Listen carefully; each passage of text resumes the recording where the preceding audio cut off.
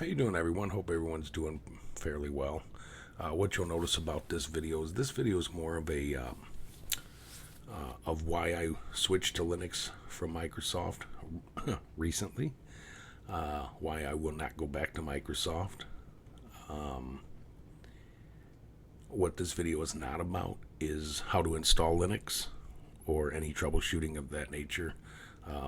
I've had some experience with Linux in the past. It's so basic that a lot of the commands and stuff still work from the past when I used it, and I used it mainly as a hobbyist. I've been in IT now, degreed, for 14 years. I got a late start. Like to work with my hands, so I did a lot of mechanical stuff. But computers has always been a hobby. I built computers. Started back when MS-DOS was right around 3.0. Maybe even 2.0, I don't remember. Did some programming with QBasic, ZBasic, nothing extraordinary. I am not a programmer. I am degreed in the IT enterprise support. I work for a large organization that has, I think we're up to 8 different locations now. I work out of our Toledo office. What we do is we support the automotive industry, usually with assembly and sequencing. I am what my official job title is IT analyst, senior IT analyst. Senior means nothing more than I've been there for, since 2014. So I've been there 10 years. Other than that, I don't do any programming, though I do have some certifications in programming, networking, and stuff like that. I don't do the high-end stuff. I'm more of the break-fix-it guy, the guy on the ground level, out on the shop floor, troubleshooting, upgrading, updating, getting programmers involved when needed, fixing what I can on the floor to keep production rolling, and then obviously reporting out the day's events. I'm one of 3 at our facility that does this. Now, I have been working with computers over 35 years, 40 years. Back when DOS, I think it was like 2. Might have been 3.0, 2.0, 3.0, somewhere around there. So a lot of command line interface, which sticks with you, especially when you're working all the way through DOS 6.22, before Windows launched out. I've been through every Windows operating system from Windows 1.0 all the way through current version Windows 11. I've always been a Microsoft fanboy only because, the only other option we had was Linux, which not a lot of compatibility for the stuff I was doing back then. I'm not a fan of Apple because it is so locked down, which probably attests to why they don't have very many security issues. People that complain about the security issues with Microsoft and why don't they get off their butts and fix everything. And listen, I'm going to stick up for them. And at the point is when you're, the number one operating system, that's who hackers are going to attack. Simple as that. It's nothing else about it. The problem as of late, first off, let's go back to Windows 7, which I think was one of the best operating systems, and many people in the IT world will agree. One of the best operating systems that Microsoft put out. They broke it with 8, trying to do tablet stuff. 10 wasn't too bad. And now 11. So I get it with the whole secure boot thing, the TPM module, all these protocols that they want to use because, people do stupid things. People click on stuff. People go to porn sites. People go to, click on this from Facebook and get their Facebook account hacked. Those carry other Trojans and viruses, and next thing you know, your system's down. So what Microsoft's trying to do is they're trying to lock it down. I won't say like Apple, but they're just trying to lock it down. Protect the end user. Unfortunately, that gets in the way of some of the things that I do. I'm not a hacker by any means, but just gets in the way of some of the things I'm trying to do. And to punish everybody for one person, or, I won't say one person, but to punish me for what other idiots out there are doing. Because people don't listen. People still open emails It doesn't matter. We haven't had an issue that I believe since I've worked for the organization. We've had some issues of people opening up emails when then gets into their address book and starts mass emailing. In the end, what really has done it for me is this big push for AI. And about 3 weeks ago, I was playing my game World of Warcraft, and I have a 1 gig up and down fiber connection to my house. It's cheap right now. I'm in a 2-year plan for $79 a month, so I can't complain about that. Unlimited data. But what I was noticing is all of a sudden I was having some latency issues, and latency is, okay, you're 60 milliseconds from my home to the game server. 60 milliseconds. You can't even, I don't know how fast you blink, but the problem was I was getting up to 3,000 and 4,000 milliseconds, which puts it up 3 or 4 seconds. So you push a button to do something, it takes 3 or 4 seconds for it to react. So doing some troubleshooting, I just could not nail it down. Now my son lives with me, and he tends to run some game servers here and there, and he, but for a 1 gig up and 1 gig down, it shouldn't be any impact. So even though I blamed him, restarted the router, I just did a whole bunch of stuff, poking through the router, turning things on, turning things off, in my computer, turning things on, turning things off. And so I downloaded WireShark, and there's a couple things that happened with that. So I have a custom built PC. I built it about 3 years ago. I don't do any hardcore gaming, so I'm not playing Call of Duty. I don't need a 4060 graphics card. All my system is AMD based. I am an AMD fanboy, and with what's going on with the Intel processors lately, why not? So I do have a pretty decent graphics card. I'm bad with numbers. I want to say it's in the, who cares? Anyways, it works for me. But what I noticed is when I was running WireShark is 2 things. ASUS, which is my motherboard manufacturer, a lot of traffic going to and from them, and a lot of traffic going to and from Microsoft. I decided to try to figure out which one was slowing me down. I don't think it's Microsoft. So I went to, I did some research on ASUS, and ASUS has a tool on their motherboard that once you install Windows, it will ask you if you want to install it. I can't remember the name of it, but anyways, it's to monitor your CPU, to speed up your fans. It's just a tool they use. But I think it's malware. I'm not the only one. And so what happened is I ended up re-imaging my system 2 times. And both times I put the ASUS software in there because it was kind of handy.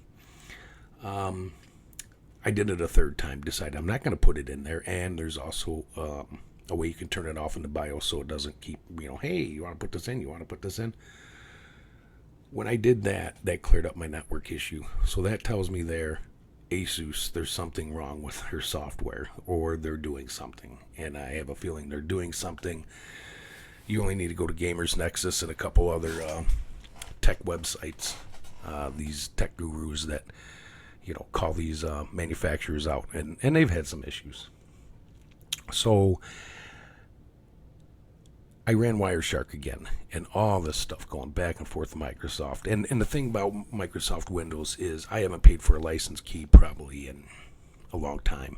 And the reason being is because once you install it, if you join their program to be like, basically you're letting them use your machine to test any issues. It'll send error reports out. Doesn't cost you anything. Generally uses Windows 11 Pro, but also with that Windows 11 Pro, you don't have a key, and it doesn't really tell you it's Pro, but I know it's Pro only because it encrypts your drive. So your drive is encrypted now. You got to have a key if you want to take your drive out or whatever. And then AI. Now they want to come out with these AI tools. A lot of things you cannot disable in Microsoft. It is very difficult. I have a program that I use, I paid for, that I can make my own Windows 11 images, which I've done. It's not so much useful as it used to be before you could slipstream like Windows updates into it. You still can, but it's not as useful because you can't turn off the things that you used to be able to, you used to be able to turn off things you didn't want. Now you turn off certain things and other things don't work. So that did it for me. Between the Microsoft traffic going back and forth, the AI that they're going to cram down everybody's throats, the fact that I'm using it more for productivity, a little bit of gaming, and after 2 hours of research, about a week and a half ago, I decided I'm going with Linux. So I did some research. There are a lot of flavors of Linux out there. It depends on what you want to do. There's even an audio-visual one, but I think it's based off of an older kernel, or not so up-to-date kernel of Linux. So, excuse me. So I decided to go with Ubuntu. The reason why I went with Ubuntu is because it is the latest kernel out. It's based off, I think they're all based off Debian, or I'm still doing my research on. When I started with Linux back in the day, there was only a few flavors, but now there's some that will emulate and make it look like Windows. I don't care that it looks like Windows or not.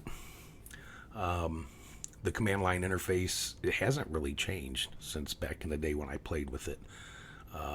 So I chose the Ubuntu route. Trial and error. I installed it 4 times. Once on my desktop, twice on my laptop. Second time on my laptop, I realized, if I tick these other tick boxes, it'll install like LibreOffice and some other tools that you can use on a day-to-day basis that you don't have to go and install.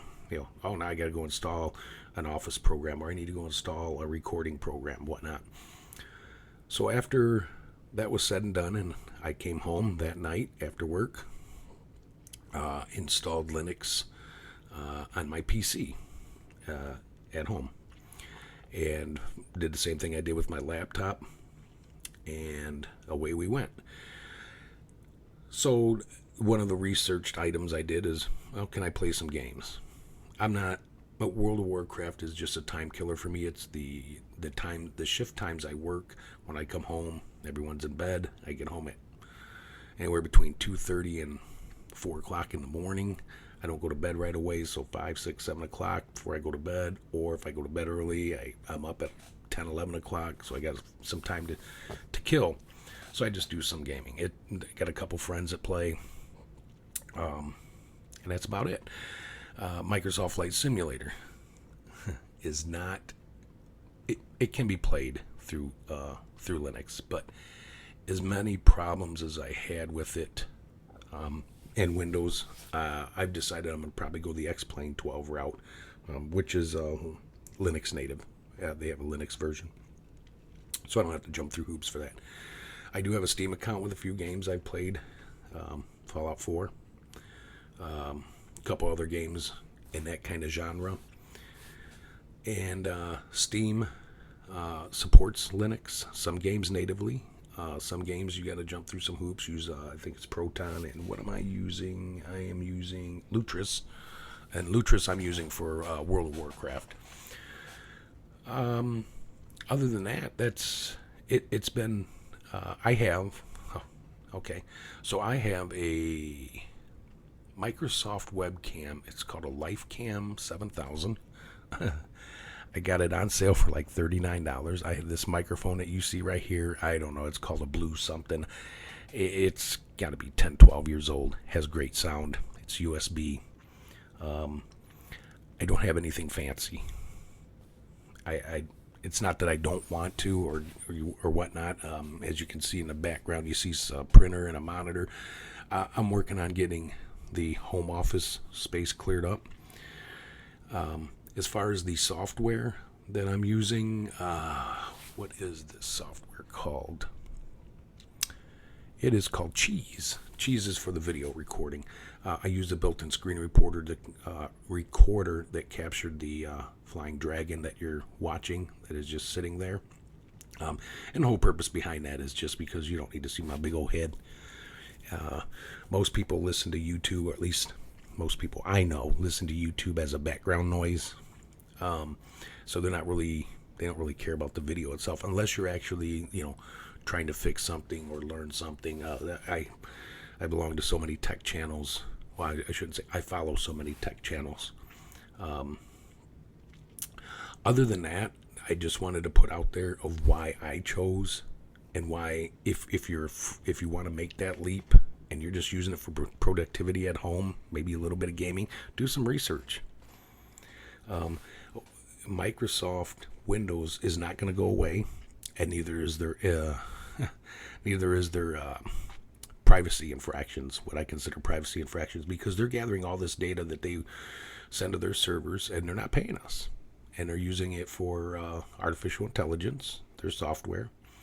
A matter of fact, I just watched I don't know how true this is, but it was a bunch of screenshots that someone was having with AI, Chat GPT, saying that there were 3 R's in some word. I can't remember the word, but there were 3 R's, but Chat GPT swore there was only 2. So this guy had to explain to Chat GPT why there was 3 R's, and from now on, when anybody asks, there's 3 R's. So we still got a ways to go with AI, but they're still going to use your information. They're still going to take everything you do. And with running WireShark, oh my God, I can't. I wish I would have taken a video or screenshots of all the communications, and that's something I'm going to do on Linux too. I'm going to see if there's some type of WireShark that I can run. Other than that, I hope this information is helpful for you. This is geared towards the people that have the knowledge of software and operating systems, that is, and want to make that jump and can afford to make that jump by, what are you giving up and what are you getting? I gave up literally nothing. What I gave up is free information going to Microsoft. I do not need them. They need me, and I'm just done with them. I mean, nothing personal. There's not going to be any Linux game changer I see in the near future. I think more people are going to jump ship from Microsoft, and they may actually go to Apple. Like I said, Apple to me is too simplistic, too locked down. There's things I want to do on my PC that I just can't do on an Apple PC. So I hope this video has enlightened you a little bit on why I made the decision I made. I'm not saying that it's perfect, and you can give the thumbs up if you want. I'm not in this for money. What is it, the clicks and the likes or something like that, some people say. So there you have it. Enjoy the rest of your day, and thanks for watching.